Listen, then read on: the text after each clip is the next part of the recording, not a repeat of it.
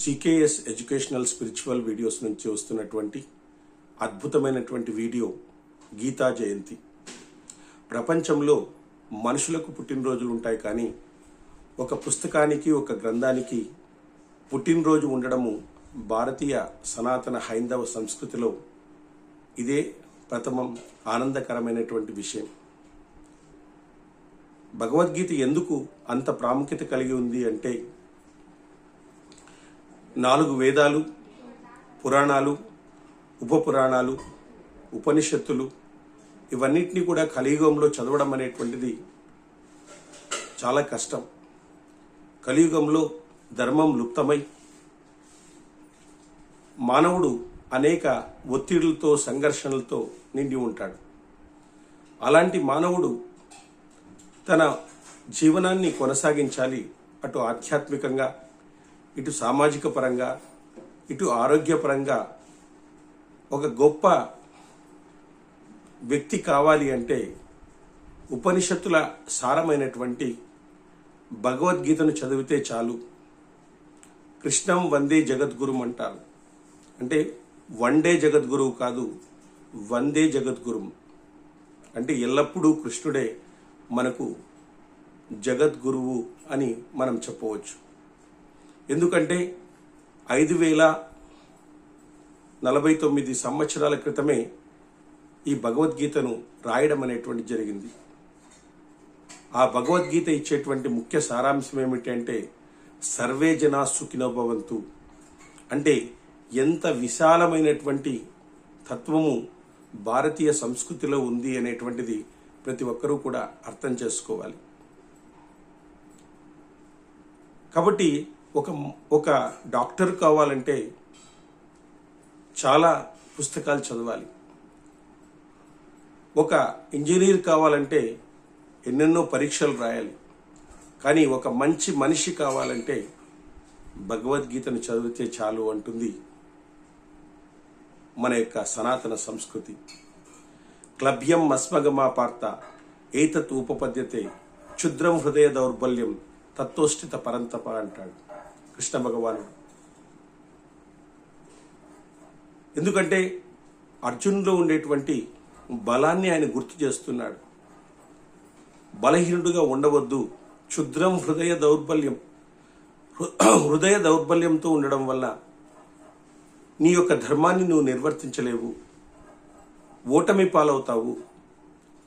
ఎంతో గొప్ప కీర్తిని సంపాదించుకున్నటువంటి నువ్వు, ఎన్నో అస్త్రశస్త్రాలను తపస్సు ద్వారా నువ్వు గ్రహించినటువంటి నువ్వు, ఇలాంటి వ్యక్తి ఈరోజు అహంకారముతో మమకారముతో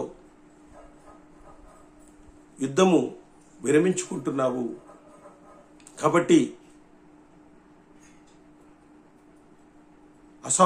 అసాధ్యం నశ్య శోచత్వం ప్రజ్ఞావాదాంత భాషతే గతాసు నగతాసుంశ నాను శోచింతి పండితాహ అంటారు. కాబట్టి పండితుడు, గొప్పవాడు అనేటువంటి వాడు భవిష్యత్తులో కానీ వర్తమానంలో కానీ జీవించరాదు, భవిష్యత్తులో కానీ గతంలో కానీ జీవించరాదు, వర్తమానంలో జీవించాలి అని చెప్పి అద్భుతమైనటువంటి భగవద్గీతను అందించడం అనేటువంటి జరిగింది. కాబట్టి అట్లాంటి అద్భుతమైనటువంటి గ్రంథాన్ని ఈరోజు మనము పూజా గదిలో ఉంచుకుంటున్నామే, కానీ దాన్ని ఆచరించడం లేదు, దాన్ని అనుసరించడం లేదు. ఆరాధించడం చేస్తున్నాం, కానీ అందరూ కూడా అనుసరించాలి. భగవద్గీతలో ఉండేటువంటి శ్లోకాలను పిల్లలకి అందించడం వల్ల వాళ్ళలో ఆత్మవిశ్వాసం పెరుగుతుంది, సనాతన సంస్కృతి పట్ల ఆకర్షితులవుతారు. ఇట్లాంటి అద్భుతమైనటువంటి సంస్కృతిని మనమే కాదు, ఐన్స్టీన్ లాంటి వాళ్ళు, డేవిడ్ ఫార్లే వంటి వాళ్ళు, గొప్ప గొప్ప శాస్త్రవేత్తలు కూడా ఈరోజు ప్రపంచంలో భగవద్గీతను మించినటువంటి గ్రంథం లేదు, అది మా జీవితాల మీద ఎంతో ప్రభావితం చూపించింది అని చెప్పేసి వాళ్ళు చెప్పడం అనేటువంటి జరిగింది. ఆ శాస్త్రవేత్తలంతా కూడా వేరే దేశానికి చెందినటువంటి వాళ్ళు. డేవిడ్ ఫ్రాలే, ఐన్స్టీన్ ఇలాంటి వాళ్ళు గొప్ప శాస్త్రవేత్తలు వాళ్ళు. మరి అలాంటి వాళ్ళే భగవద్గీతలో ఉండేటువంటి సారాంశాన్ని వాళ్ళు గుర్తు చేసుకోవడం అనేటువంటి జరిగింది. అందుకనే ప్రతి ఒక్కరూ కూడా భగవద్గీతను చదవండి, భగవద్గీతను ప్రచారం చేయండి, భగవద్గీతలో ఉండేటువంటి సారాన్ని అర్థం చేసుకోండి.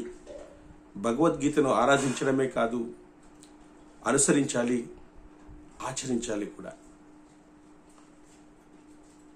విశ్వరూప సందర్శన యోగంలో భక్తునికి ఉండవలసినటువంటి లక్షణాల గురించి చెప్తాడు.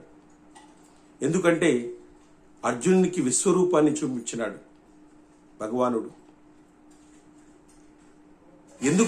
ఎందుకు చూపించావన్నప్పుడు నువ్వు నా భక్తుడివి, మిత్రుడివి అని కూడా అన్నాడు. యత్కర్మ కుర్వత్పరమో యత్భక్త సంగవర్జిత నిర్వైర్య సర్వభూతేషు యత్మమేతి పాండవ అంటారు. అంటే నా భక్తుడు కావాలంటే మత్పరాయణుడుగా ఉండాలి. నువ్వు చేసేటువంటి కర్మలన్నీ కూడా నాకు అర్పించాలి.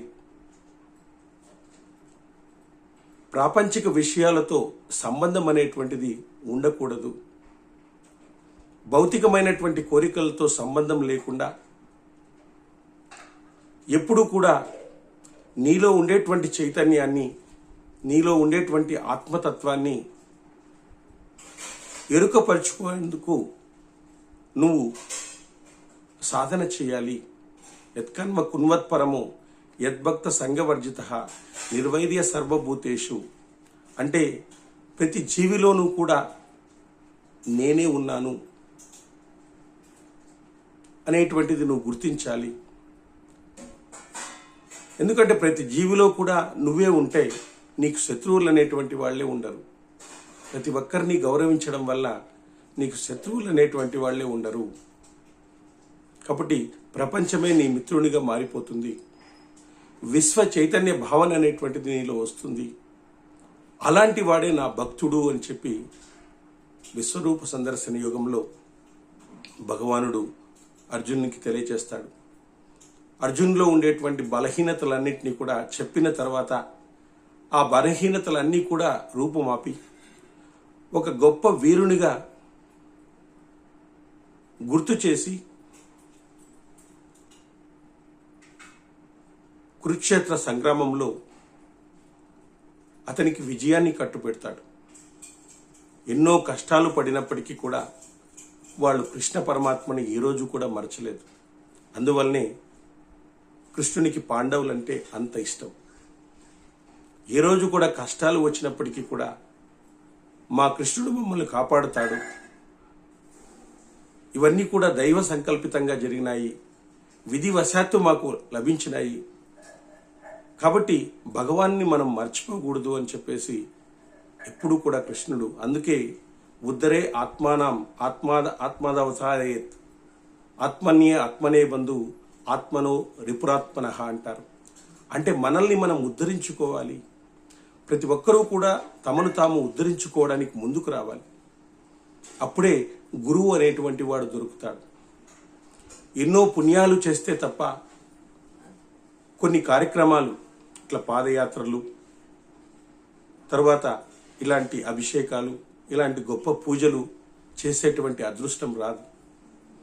అలాంటి గ్రంథ పఠనం చేయడము ఇలాంటివేవి కూడా ఎన్నో పుణ్యాలు చేస్తే తప్ప రావు. అలాంటి పుణ్యాలన్నింటినీ కూడా మనమందరూ కూడా ఈరోజు చేయగలిగినాం. కాబట్టి అట్లాంటి అద్భుతమైనటువంటి వాటిని మనమందరూ చేయడం వల్ల మనలో ఉండేటువంటి ఆత్మ జ్ఞానాన్ని మేలుకొల్పుకొని ఒక గొప్ప వ్యక్తిగా, గొప్ప సనాతన సంస్కృతి వారసులుగా మనమందరూ నిలబడి మిగతా వాళ్ళని కూడా ఆ విధంగా తయారు చేసి ఈ సంస్కృతిని మనమందరూ కూడా నిలబెట్టవలసినటువంటి అవసరం అనేటువంటిది వచ్చింది. ఎందుకంటే స్వయంగా భగవాను నోటి నుంచే మనకు భగవద్గీత రావడం అనేటువంటిది జరిగింది. ఎవరో ఒక వ్యక్తి చెప్పినటువంటిది కాదు, భగవానుడు నోటి నుంచే మనకు రావడం జరిగింది. జై శ్రీరామ్ అంటాం. ఎందుకంటామంటే ధర్మాన్ని ఆచరించమని చెప్పాడు, సుఖంగా జీవించమని కాదు. ఒకరు ధర్మాన్ని ఆచరిస్తే ఇంకోరు ధర్మాన్ని బోధించి మనకు బోధించిన వాళ్ళు ఉన్నారు, ఆచరించి చూపిన వాళ్ళు ఉన్నారు. వారిని మనం ఆదర్శంగా తీసుకుని విశ్వ చైతన్య భావనతో ఈ సమాజంలో ఉండేటువంటి వేరు వేరే రకాలైనటువంటి ఆచారాలను పారదోలి మన హిందూ సంస్కృతిని మనమందరూ కూడా కాపాడుకోవాలి. అందరూ కూడా ముందుకు వచ్చి ఇలాంటి సంస్కృతిని మనమందరూ కాపాడుకోవడానికి కృతనిశ్చయులుగా ఉండాలని మనకు గీతా జయంతి అద్భుతమైనటువంటి సందేశాన్ని ఇస్తున్నది. ఇట్లాంటి అద్భుతమైనటువంటి ఒక సందేశాన్ని చెప్పగలిగేటువంటి అవకాశాన్ని శ్రీకృష్ణ పరమాత్ముడు నాకు ఈరోజు ఇవ్వగలిగినాడు. జై శ్రీకృష్ణ, జై శ్రీరామ్.